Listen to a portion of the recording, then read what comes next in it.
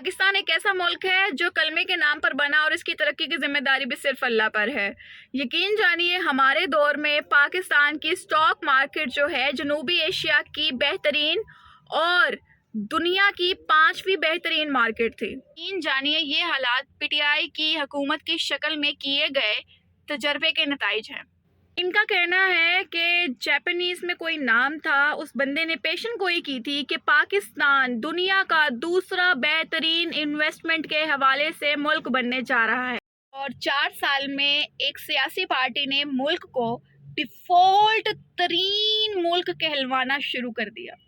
وزیر خزانہ کا کہنا ہے کہ ہمارے ملک کی بدقسمتی یہ ہے کہ کہاں پاکستان G20 کا رکن بننے جا رہا تھا اور کہاں وہ دنیا کے 47ویں معیشت پر جا کر کھڑا ہو گیا۔